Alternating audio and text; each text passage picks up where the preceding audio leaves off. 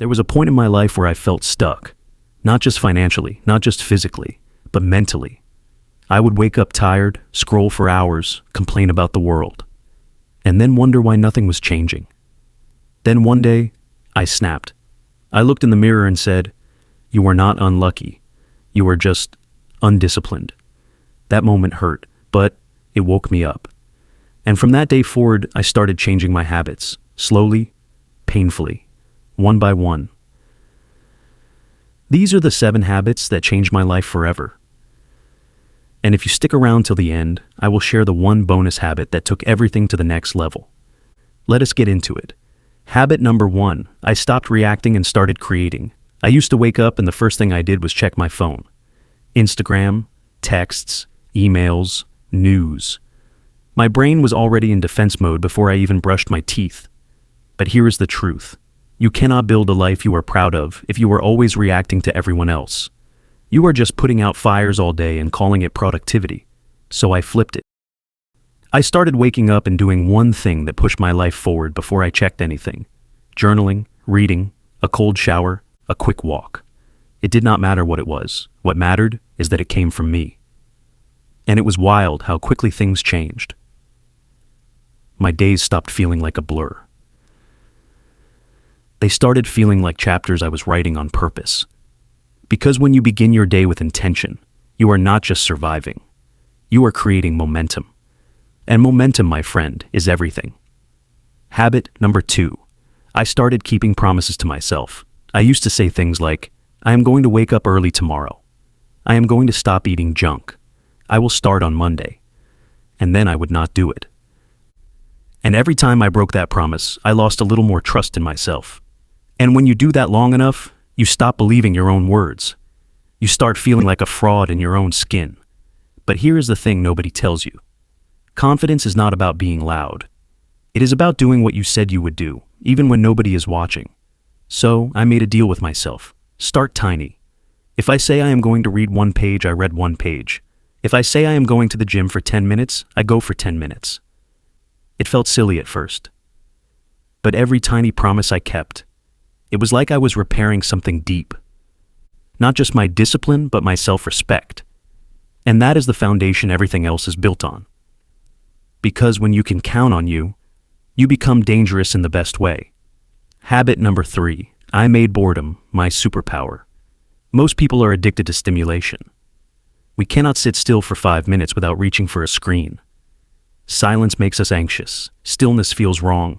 But growth happens in silence. It happens in those boring moments when your brain is not being distracted. That is when the dots start to connect. So I did something weird. I stopped listening to music during workouts. I walked without my phone. I sat with my thoughts. At first, it was torture. I did not realize how noisy my brain was until I stopped drowning it out. But slowly, things began to click. I got ideas. I remembered things I had forgotten. And more than anything, I started thinking clearly again. Boredom is not a problem. It is a test. Can you sit with your own mind long enough to hear what it is really trying to say? Most people can't. That is why most people stay stuck. So, habit number 4. I treated my energy like currency. Time is not your most valuable resource. Energy is. You can have a full day, but if your energy is gone, nothing gets done. So I started protecting it like my life depended on it. Bad food, gone. People who drained me, less access. Late night scrolling, replaced with proper sleep. Toxic environments, I walked away. I realized I was spending all my energy on things that gave me nothing back. Like pouring water into a cracked glass. No matter how much you pour, it never fills. I stopped trying to fix everything. Instead, I focused on protecting what fuels me. Movement, nature, good sleep, deep conversations, stillness. I built rituals around recharging. Because you cannot live a high-level life with low-level habits. And you cannot reach your potential if you are constantly exhausted just trying to survive.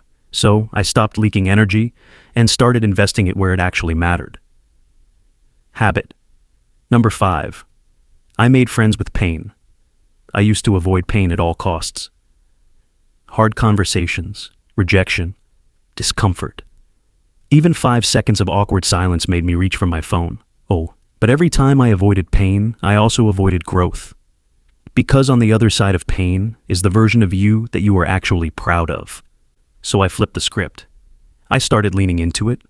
Afraid to post that video, I posted it. Nervous to speak up, I spoke. Tired but still had work to do, I showed up.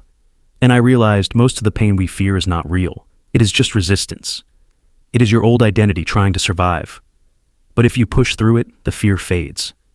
And what is left is strength. No one grows in their comfort zone. Your next level is not behind comfort.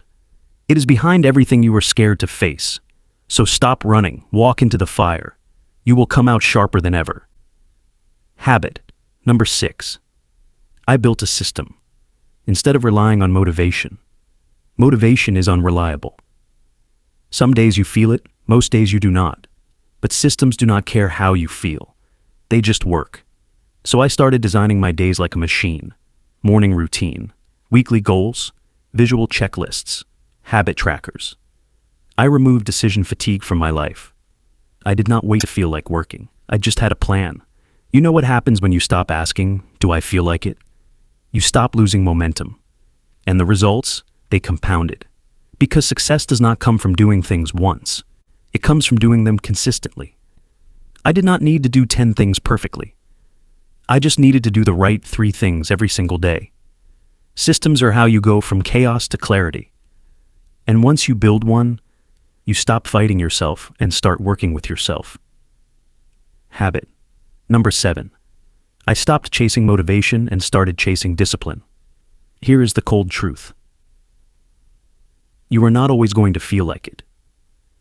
Some days you will be tired, sad, insecure, lost. But if you wait to feel ready, you will wait forever.